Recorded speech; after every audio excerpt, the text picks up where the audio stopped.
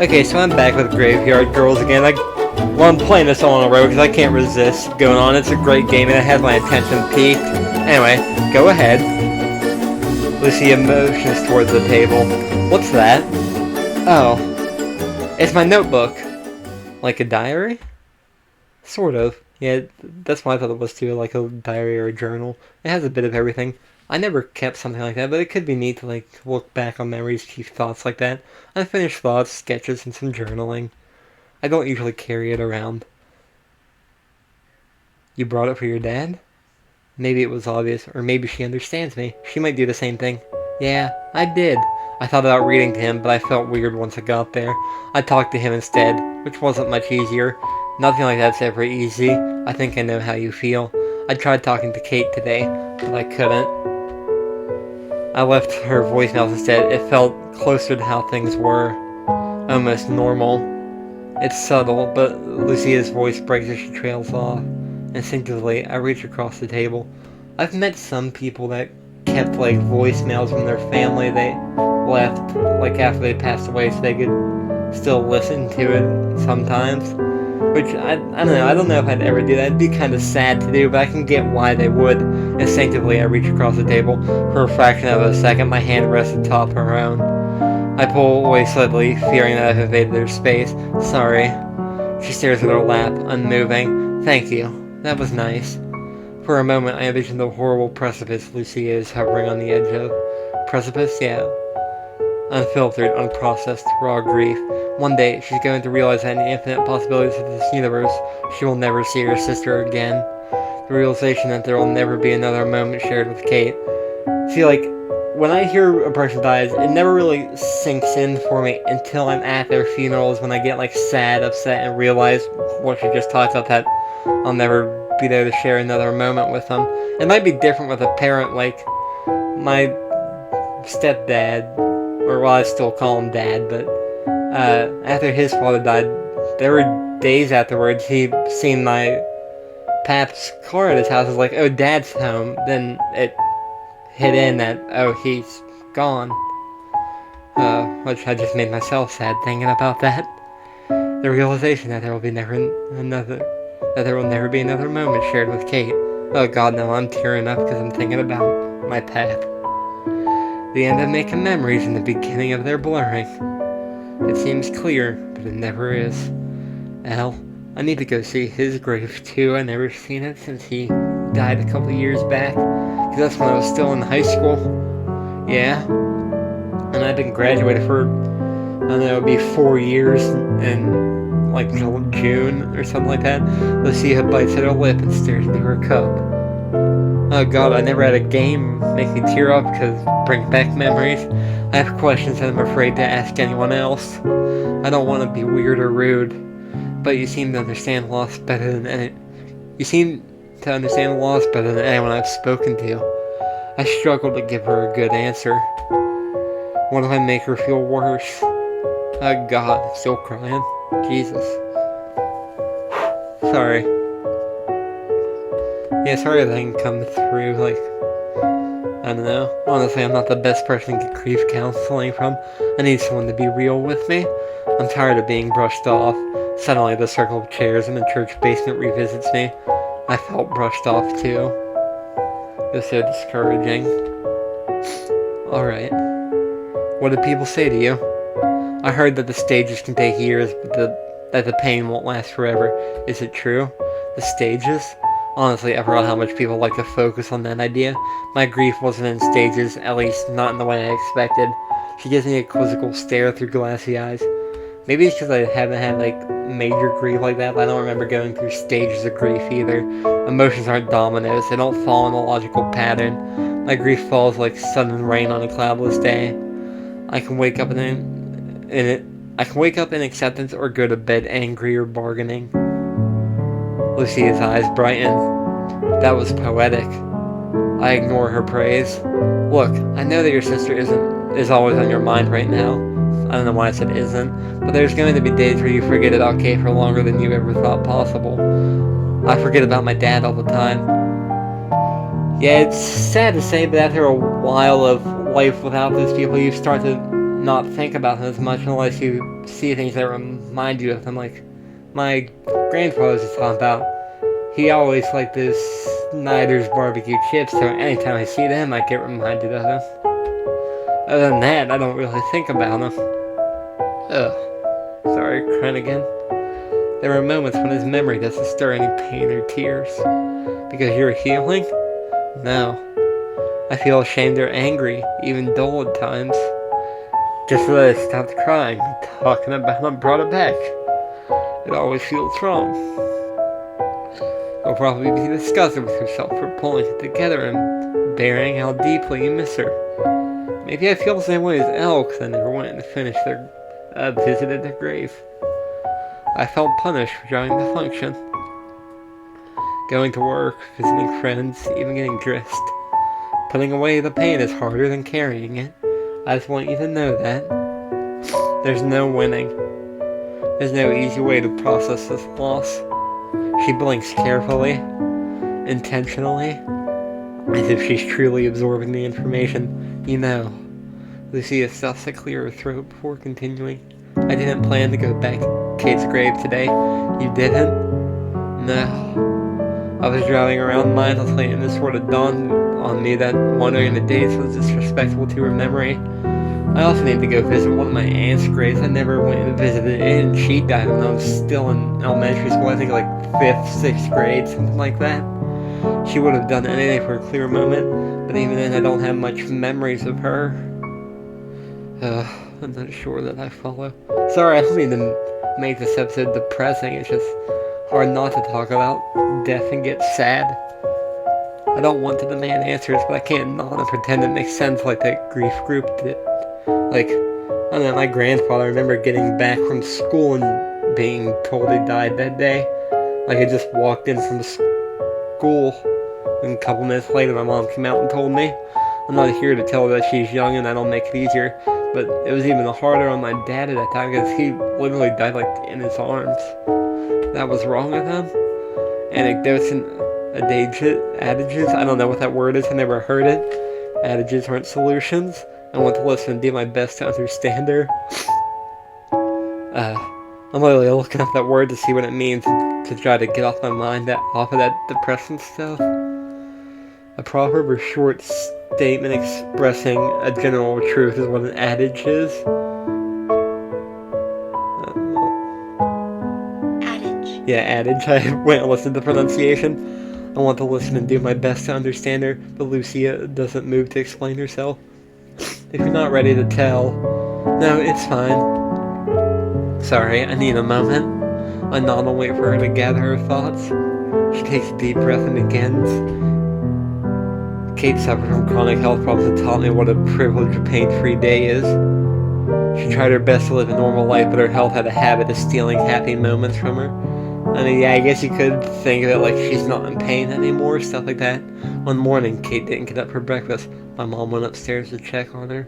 They had plans to go shopping, so it was odd that she hadn't started getting ready. When my mom walked in, Kate wouldn't wake up. She was taking prescription drugs for her illness and she aspirated in her sleep. Aspirated. It was sudden. I think I know what that means. She died all alone.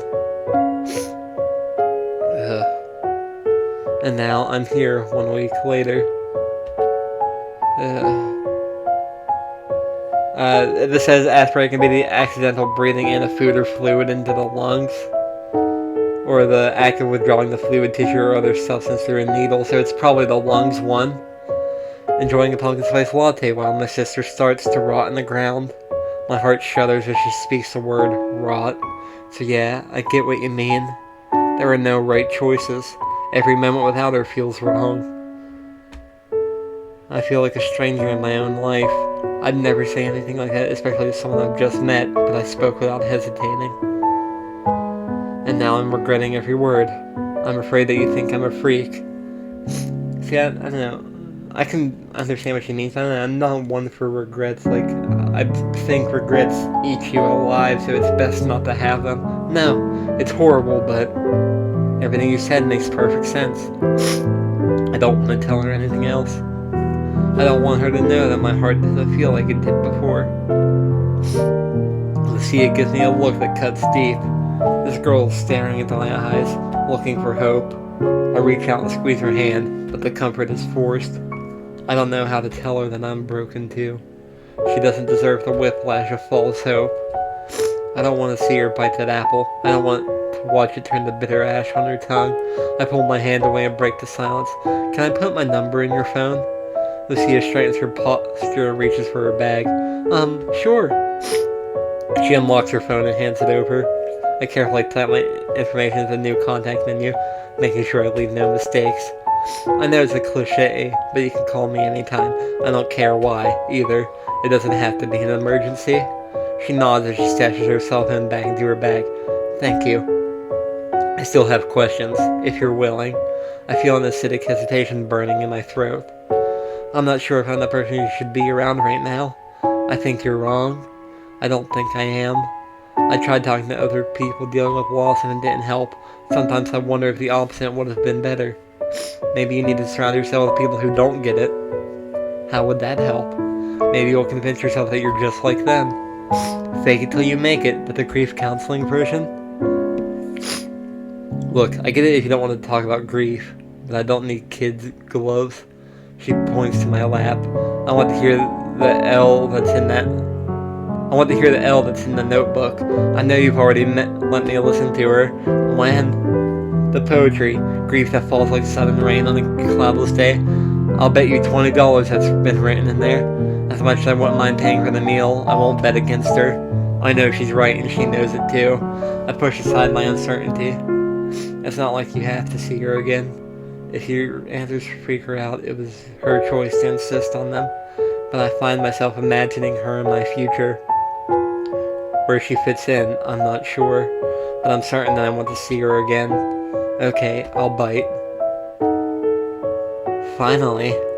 First, you have to make me a promise. What kind of promise? When we go our separate ways, you have to text me after, even if it's to say bye forever. Okay? I promise that I'll text you. I wink at Lucia playfully. Ask me anything, I'm an open book. That would be sad to say, bye right after meeting someone, but it can be understandable, I guess. She grins at the notebook pun. Okay, let's start weird. How weird? Was your dad's service an open casket? Yep. Did he look himself? They never do. I hadn't seen a body before Kate's service. I don't know what I expected a dead person to look like, but it wasn't that. Looking at her made me feel sick. And when I seen the dead in caskets, I usually got sad seeing them. There was only one funeral I don't remember getting that sad at, but it was a close casket funeral, so I didn't see the person either, so maybe that's why. Or maybe I was afraid. I couldn't believe it was her. She looked like a doll, like a weird imitation of Kate. Even when I wasn't staring at her, I knew exactly where she was. I couldn't tear my mind away from that image. She definitely didn't look like she was sleeping. She looked dead. I could barely focus on the service. She was all I saw. Yeah, I mean, dead people don't really look asleep. You can tell they're dead, kinda. It's hard to explain. It's just like a feeling you can tell.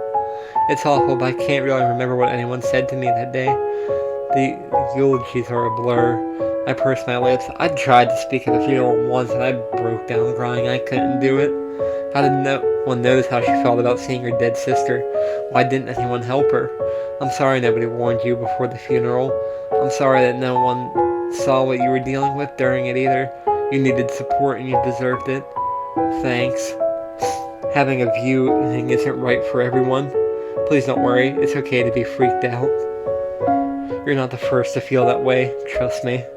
There's a term for it. Seriously? Yeah, it's called Uncanny Valley. When you look at someone you've seen animated with life and see that emptiness, that absolute absence of energy, it's different for everyone, but you're not going to like it. I'm sorry you saw Kate that way. You deserve the option not to. Lucia frowned sharply. You're right. No one asked if I wanted an open casket. My parents did all the planning. I just showed up. My mom did the opposite. She dragged me to every moment of planning. Choosing Dad's casket. It's burned into my memory. There's no winning when you don't get a choice. We both deserve to make our own decisions. Lucia nods as her expression softens. Elle, please don't feel the pressure. Please don't feel pressure. I get it if you can't share anymore. I know that I'm not entitled to your pain or experiences, but I'd be lying if I said I didn't want to hear them. Can I ask another question? Yes. Let's be nice. Go for it. Lucia's lips quiver as her amber eyes betray a sliver of anxiety. You're sure? Please, I want to help. Are her eyes considered amber? Like, amber's like very rare. They're like the goldish yellow ones. They're really close to hazel and they're often confused with hazel. She swallows audibly, like, I know mine are hazel for sure, but hazel's like the green and brown, then amber's like gold flecks mixed in with the green and the brown. Do you feel like he's watching you?